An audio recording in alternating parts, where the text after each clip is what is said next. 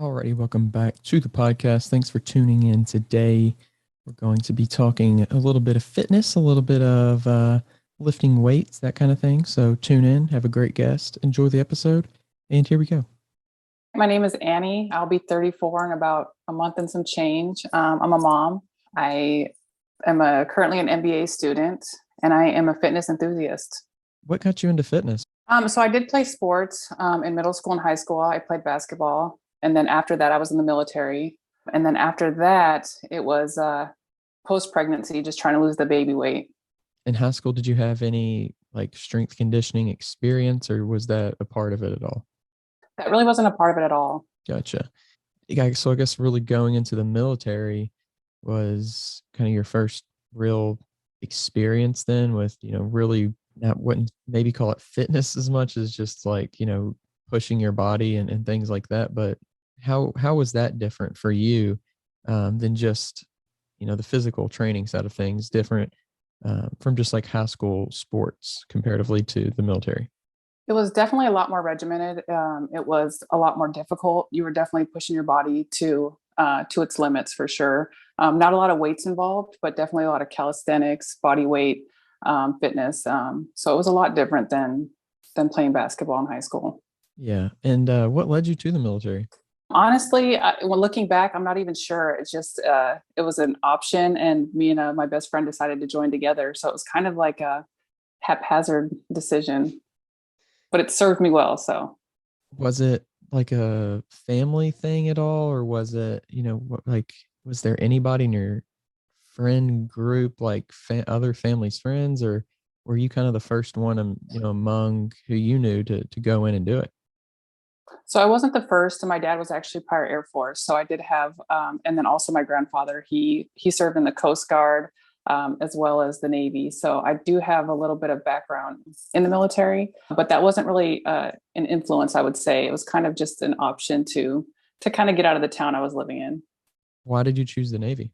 That I don't know. I mean, it was just kind of the best option for me at the time. I originally wanted to join the Air Force. I thought that it would better suit me, but it was really impossible to get in touch with their recruiters. I mean, the Navy recruiter was always there, and I don't know, they got me. Have you always had I mean, people associate obviously the Navy with being, in the water, around the water. Has that always been something for you, or is it just was that just like, okay, this is just what's coming along with it? That's just what's coming on with it. Actually, I knew a lot of people in the Navy who couldn't even swim, and I was surprised. I was like, why did you pick the Navy? But I mean, I'm a great swimmer, but it didn't correlate as to why I picked the Navy. And when you went in, initially for boot camp or whatever, and you get there, like, how was that experience for you? Just once you not even just doing it, but just getting there and realizing, hey, I'm actually, in this now. I think initially a lot of it was very surreal. I mean, there's a lot happening at one time. You don't have a whole lot of time to process what's actually going on, but it was definitely not as bad as I thought it would be. Obviously, there's so many movies out there that portray that aspect of the military. Was it, I mean, was it anything comparable to the strictness and all that stuff that you see? So I can't really speak for the other branches. I would say for the Navy boot camp, it was nothing compared to what you expect, nothing that you see in the movies. It was definitely I would say a little easier than that, you know. Gotcha. And that's funny. I'm not sure they would want that getting out. But how was the physical side of things? When you first arrived and you started to really start training, and was it a shock to your system to take a while to get used to it? No, honestly, they had a program for people prior to getting in the military to kind of prepare you for that. So I felt prepared for the physical aspect of it. Gotcha. And what about mentally? Mentally, I felt prepared for it as well. Like I said, it wasn't nearly as difficult as I thought. So I had been preparing myself mentally for this super strict, super difficult program, and it wasn't that bad. Gotcha. That's pretty cool to have that kind of program going into it. I think a lot of people would be pretty terrified going in, especially having just, gone off the street into it out of high school or wherever you're coming from, and going into really just a completely different world, it seems like. Definitely. I mean, it really was. I think for some people it could be really difficult. For me, it just wasn't. And I'm thankful for that. I think I've one of my great qualities is that I'm kind of resilient and flexible. And so for me, I was able to adapt quickly. Some people didn't make it through boot camp or wanted to leave immediately, getting there. So I do know that some people struggled with that, but for the most part, we were all kind of in the same boat, and we were able to kind of support each other. So you do have that camaraderie, like right away.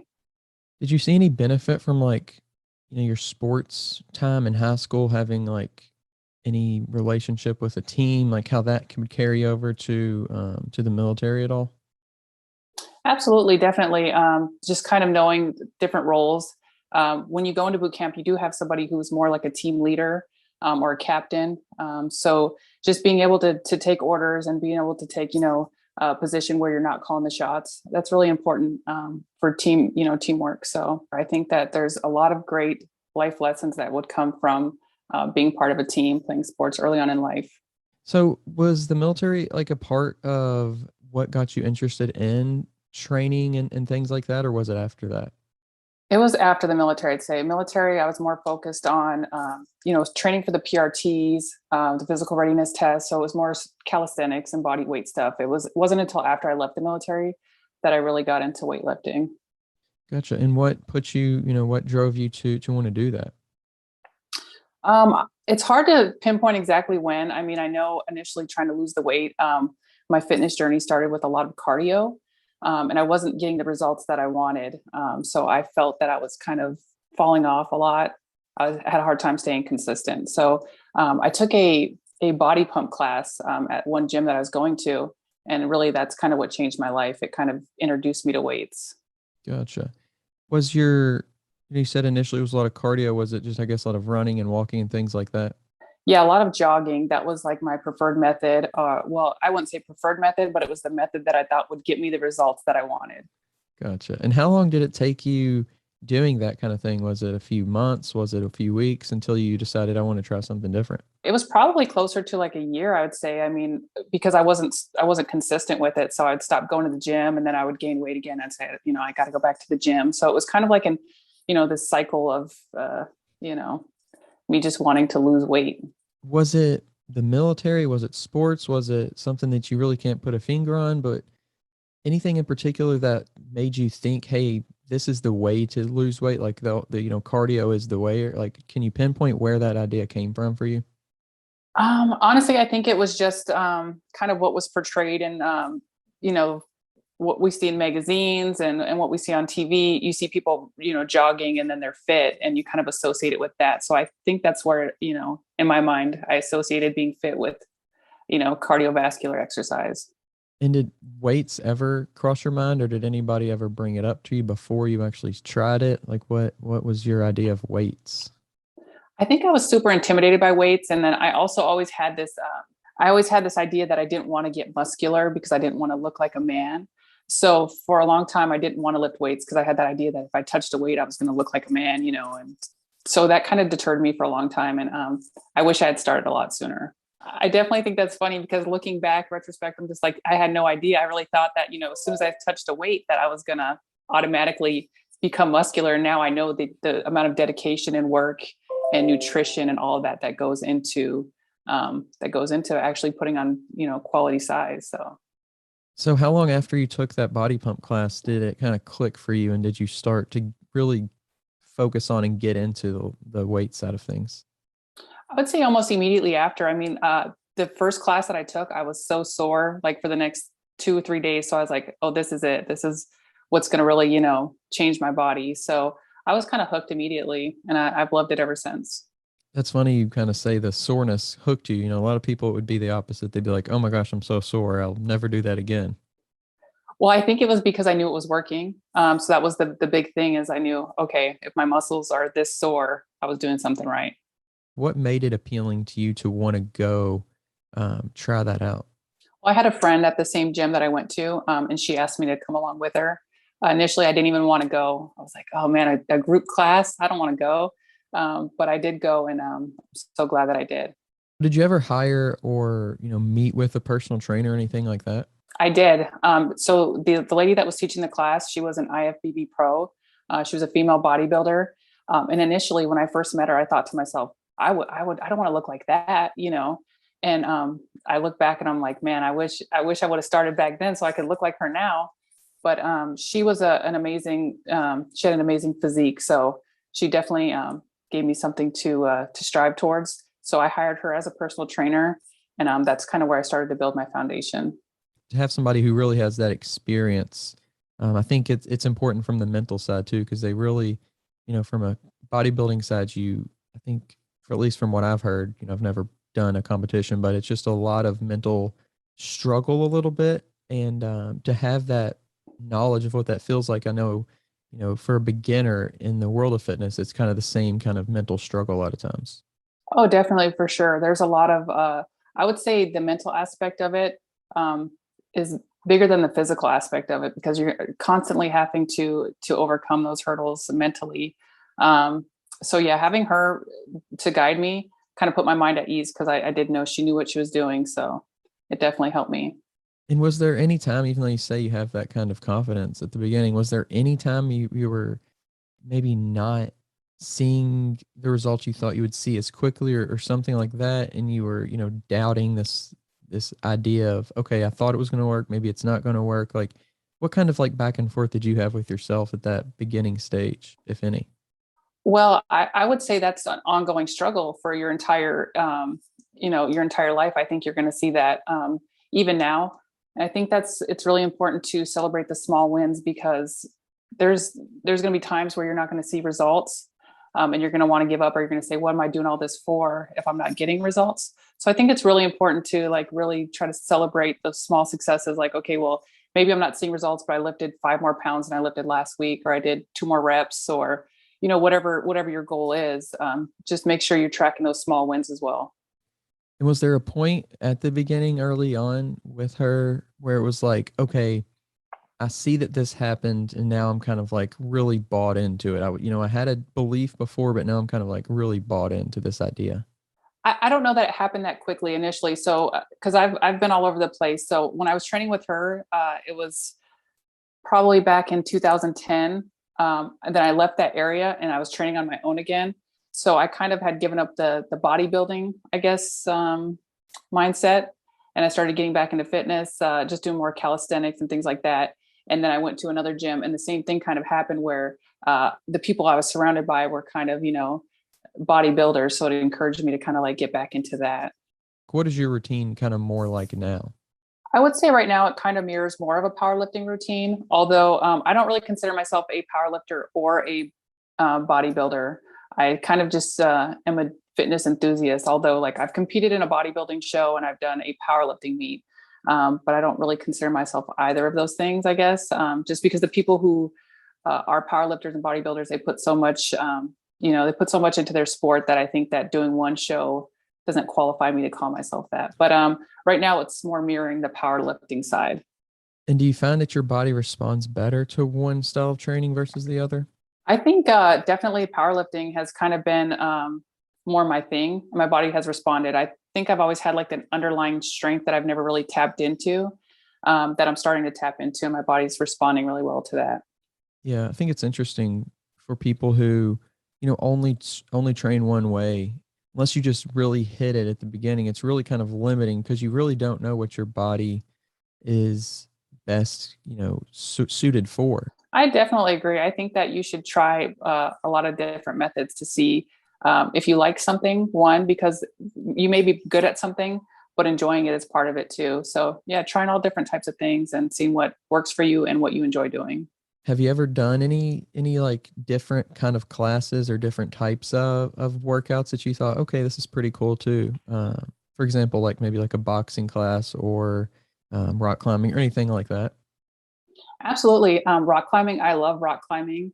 And it's one of those unassuming sports that you think, oh, that looks pretty easy. And then you go and do it and you're like, that's not easy at all. So I definitely enjoy doing rock climbing. I enjoy yoga, swimming. I enjoy doing all different things. I know that weightlifting is like what I really love to do, but I do enjoy challenging my body in other ways as well.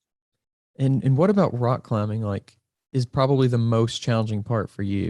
Well, I could definitely see if you had a fear of heights, or even if you don't, it's still a new thing getting up there and looking down. I would say that wasn't really an issue for me, only because I was harnessed in.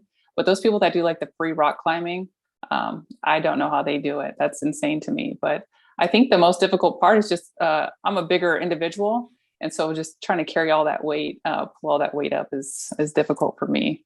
Yeah, those people who do like the free climbing stuff, I don't know. They definitely have some like genetic gift for their hands and fingers and Oh, for sure. forearms and all that stuff. Like I think that's something more too about it. I think there's some kind of like geometrical gift, like to know if like if I do this way, my body will move, and then I can like, I think it's a lot more than just the physical talent of like being able to actually like hold on. Oh, I completely agree. And also, there's got to be a lot of trust in your body because for me, sometimes when your forearms are ready to give out, they just give out. So the amount of trust that they have in their grip is insane. So going to like present day versus when you got into weightlifting, what kind of differences have you seen in just like the way you set up your routine versus the way that you actually go in and work out? Like how have you developed and changed as a weightlifter? Well, I would say the biggest thing is like I'm setting goals and I'm training specifically for goals. Before, I was kind of just going in and just working out. And now I know that in order to achieve a certain physique or in order to achieve a certain number on a lift, I have to train for that. So it's a lot more calculated than it was before. I'm following programs and my nutrition is set to achieve whatever goal I'm going for. Yeah, no, that nutrition side is one of the probably the hardest aspects to the whole game of fitness and getting in shape and all that stuff. It's a commitment like kind of like no other really. It's the 23 hours that you're not in the gym, and even when you are in the gym, you still have to, make sure you're hydrating and doing all that kind of thing. But was the diet and nutrition side ever a big factor for you? And the biggest factor, absolutely, it's my struggle is the diet and the nutrition because I like to eat sweets. I like to eat in general. I mean, people that know me, if you know me, you know I'm eating all the time. I eat every 2 to 3 hours. I just love to eat. So definitely making sure I'm eating the right foods has is what's allowed me to be successful. But it's been a struggle for sure, and it is for sure the hardest part of uh, of the fitness realm. Yeah. And where did you or did you get any like professional help with your diet, from a dietitian, or did you do your own research? Like how did you figure out, okay, these are the best things to eat instead of these other things? It's just been a lot of research on my own for sure, and I eat in a way that a lot of people would not want to. There's not a lot of variety, and I do that for simplicity's sake. The most variety I get is probably from my seasonings, but that just for me works for me. So I've researched, basically my caloric needs, and I'll base it around that. I don't go into like macros as much as some people do. As long as I'm hitting my protein, I'm good. But I know for some people, depending on what their goal is, it's a lot more complicated than that. But for me, I eat the same foods, and that just makes my life a lot easier. Yeah, I'm kind of the same way, especially just from a routine side. I like to know like, okay, this is my, breakfast for the day. This is my snacks I'm gonna have for that day. Typically I'm a little more varied in my dinner, but pretty much other than that, it's like same thing every day. And kind of like you said, a lot of people can't do that. It's not something that is appealing. And to me, it's just like the opposite. I love knowing. I'm a very routine person. I love knowing even just down to, oh, I'm gonna have, these these pistachios for part of my lunch today. It's just one of those things. I agree. I like the routine of it all. It makes me feel in control. So I like knowing what I'm eating for the entire day ahead of time. Some people, it's like, what am I craving? What do I feel like? I don't eat like that. If I did, I'd probably not have a very desirable physique. I don't know. Let your plan take over instead of, how you're feeling in that moment. And I think that's a big part of changing a habit, is just allowing yourself to be set up and actually follow through. And to me at least, it's a big part of like if I want to start eating more of a certain food group, what do? I go to the grocery and I actually buy those things and I put them in my house because it's the easier thing to do than you know, going out to get it. It's just small things I think that are habit changers. Along your path though, what kind of things have you done, like that kind of thing, to change going from, you know, going to the gym and eating right, changing it from a really challenging behavior and activity and something that you have to think about a lot to just kind of a habit? I think the biggest thing is just making sure you're setting plans and sticking to those plans, because I don't always want to do those things, but I know if I make a plan to do it, I'll do it. So meal prepping, doing things just to kind of set myself up for success. But before, when it was more challenging, I would just kind of, it was more challenging when I didn't have a plan, when I was just doing things how I felt, like you said, going out and getting things. So for me, it was definitely just setting plans in place to make sure. For me, gym and nutrition is now like, you know, brushing my teeth or washing my face. It's something that I know I'm going to do, and there's no question in my mind whether I'm going to do it. So I think taking that out of your mind, whether do I feel like going to the gym today? Do I feel like eating good today? Just taking those out of your mind and saying, this is what I'm going to do today. That's been the biggest thing for me. Is it's not an option. It's something I'm going to do. Yeah, I think that's a big mindset to have. It's like it's not an option, you know. And it's an area where I think a lot of people have freedom is to kind of take their free time and do what they want with it.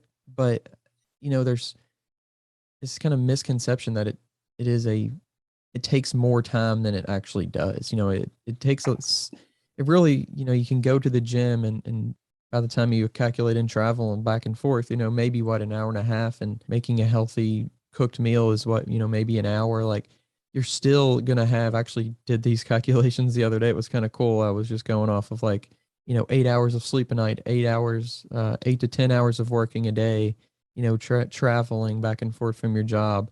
And the amount of time we had left over in a week was just kind of crazy. It's like, okay, wow, where do these hours really go? I agree. I think when you're thinking about it, it seems like it's going to be so time consuming. But like I think about meal prepping. I meal prep once a week, and it maybe takes me 2-3 hours, and that's my meals for the entire week. So instead of me waiting in line at a fast food restaurant or me prepping a meal for that meal time, it's already done. So really, I feel like it saves me more time in the long run. In the gym, I think that people think that they'd be doing more useful things with their time. Uh, but the reality is they probably wouldn't. So just go to the gym.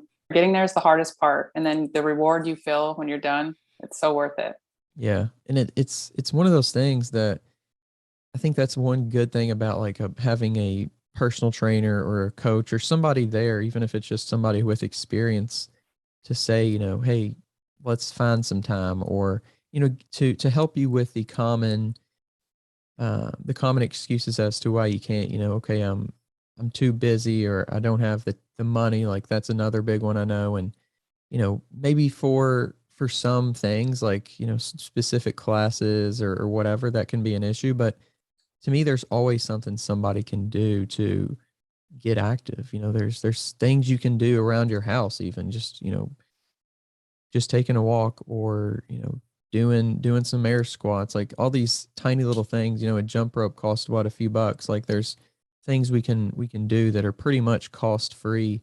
So, you know, just having someone there, basically my point was having someone there to help you with those things that your mind almost just comes up with before you even try to come up with them. You know, we have all these Mhm. like rationalizations of why we can't do something before we even try to do it. Absolutely. I think accountability is a key to success in fitness as well. I mean, for me, my social media has kind of been an accountability. I like to post, whether it be like a post gym, workout or an actual workout itself. I like to be accountable to somebody, and that really helps me stay consistent. Yeah, that is, I think, the a good aspect of social media for sure. When you got when you got into really making it a habit and then like carrying over to now, what have been some of those continued struggles though? You know, I think like you said, it's always, there's always, no matter how much you like it, no matter how, you know, much you're ready to, you know, beat your personal records and all this other stuff, you're still gonna have those days where you're struggling. Like what helps you, what struggles do you have, and then what helps you to get over those struggles? I know this is going to sound crazy, but as far as fitness and getting to the gym, I don't feel that that's a struggle for me anymore. Because to me, it's what I look forward to in the day. Like going to the gym is like one of the highlights of my day. And rest days are difficult for me because I'm like, oh man, I have to stay out of the gym today. So I don't know that I struggle with that anymore, but that's only because I found this passion for weightlifting that I never would have thought I had. So I don't really have a struggle getting to the gym anymore. I still struggle with the nutrition part of it. Some days I want to say, man, I just want to eat this, this, and this. But I just give myself some time. Like that's been my rule lately is I'll give myself 15 to 20 minutes and say, okay, if I still want that in 15 or 20 minutes, then maybe I'll have it. But I try not to, I try not to indulge immediately when I want that. But fitness, I don't know. It's hard to explain. I've become a certified gym rat to where I don't have the difficulty getting in the gym anymore. It's really getting me out of there is the issue. Yeah, that's funny. And I swear I heard that somewhere, saw that somewhere about the 20 minute, maybe it was 30 minutes, whatever it was right around there for like cravings and stuff. Like if you can wait it out or if you can eat something else instead, like that craving will just kind of like disappear. And it's funny how it's like we have all these things around us, in our pantry that we surround ourselves with like these unhealthier foods. And we have such quick access to going and even just like DoorDash or something that can bring it right to your door at any time. Like this short-term gratification of like, oh, I want something and I can get it within, 5 seconds to, maybe 20 minutes. And I think it's so cool in a way. And obviously that's a really good benefit when we do have all this access, but also it can kind of turn on us and if we don't know how to use it correctly. Absolutely. And a lot of people could say that you could just keep it out of your house and you won't have that temptation. But like for me, I have two kids and I don't ever want to restrict them on what they can have because I'm dieting or I'm eating a certain way. So I definitely, I don't know where I've seen the 15 to 20-minute rule. That's just something I've practiced. But I do try to wait it out. But also I'll say, okay, if I'm really this hungry, do I want to eat an apple? Do I want to eat, to eat carrots? And if the answer is no, then I'm probably not really that hungry. I probably am just craving that specific thing that I wanted before. So really, you just have to kind of talk yourself through it sometimes because sometimes we just want, what we're not supposed to have. Sometimes when you have what you're not supposed to have and you satisfy that need, you're like, okay, now I'm good. And it'll keep you going through the week. So I definitely think that it is important to indulge every once in a while. You shouldn't, always restrict yourself as to what you eat, but you just got to do it, in moderation for sure. Yeah, that's very true. I think the hardest part is getting, at least for some people, is just getting that cheat meal and then not, continuing because, I think it depends. Sometimes I think like a good cheat meal would be like on a Wednesday or something to where, you have 2 more days or a day and a half, whatever it is, to just continue on your normal routine, your weekly routine, your healthier routine, instead of having like a cheat meal on a Friday or Saturday to where it's like, okay, it's the weekend. I had one, maybe just another one. Like sometimes I think having them on the middle of the week is almost more beneficial. I think that's a lot smarter because definitely when you do it on the weekend, it's kind of like I already fell off the wagon, let me stay off. And that cheat, day can turn into a cheat, week or month. You never know. So I think having it in the middle of the week is definitely a great idea. So when it comes to your training, do you still train with anyone, with a trainer or with a partner? Like, are you training solo? How do you do that? I typically train solo. I mean, I go to the gym very early. I go about 4 a.m. So I train solo, but I do have people that I occasionally will work out with or seek guidance from. But typically, it's me, just me. Yeah. And is that something that you enjoy a little bit better than having someone there? Do you like to listen to music? Do you listen to podcasting while it's, you're lifting, or how do you, handle kind of the empty spaces between lifting? So it's definitely, I like listening to music. It really kind of puts me in a good mindset for lifting. I feel like for me, when I'm there by myself, I'm more into the lift itself, whereas if I'm there with somebody, I still, get a good workout in and I enjoy that aspect as well, but it's more like a a fun thing or like a community thing. It's less about like, really going into your workout for me at least. Yeah, training solo definitely puts me my focus is like so much better. I do enjoy training with a partner occasionally, but I don't see myself doing that all the time because, like you said, it is more of a fun thing. You find yourself conversating between sets, and it's just not as much focus there. Yeah, or if you have a really competitive person, you're trying to do more than you probably should that day or something like that. Yeah, that's true. So, do you have any goals right now set? So as we speak, I don't have any specific goals. I've been trying to cut down a little bit, just to kind of see, what I've built. But as far as any fitness goals in the next couple months, I would like to maybe get on a strength program, and get my squat, bench, and deadlift numbers a little higher. You've been training for a while. Is that something that is more challenging for you now? You've hit that kind of initial period to where you do see your numbers go up, and now it's just more challenging to see them go up. Yeah, definitely. It's a struggle for sure. Like now, once you get close to like what your body can actually do, I mean, 2 pounds, 5 pounds are really a struggle to come by. So it's definitely a bigger struggle. And that's why I said it's important to celebrate those small wins because it can be very discouraging at times. What kind of realizations or lessons have you learned about yourself through this journey? Where do I start? So fitness teaches you a lot about yourself. It definitely shows you that you're capable of more than you think. Starting early out, I wasn't lifting hardly any weight. I mean, for me, I thought like my initial goal, bench pressing, I was like, oh man, if I could ever hit 135, that'd be the greatest thing ever. But I didn't think I could even do it. So once you achieve that goal, you kind of can parallel that to your real life. I mean, sometimes you set these hindrances in your mind that you can't achieve a certain goal, but we're really capable of a lot more than we give ourselves credit for. And some other things that I would say I've learned is patience for sure. I mean, you have to be patient to see the results that you want to see. Just like in life, I mean, any goal that you set, you have to be patient and consistent, and you'll definitely achieve the goals that you set forth to overcome.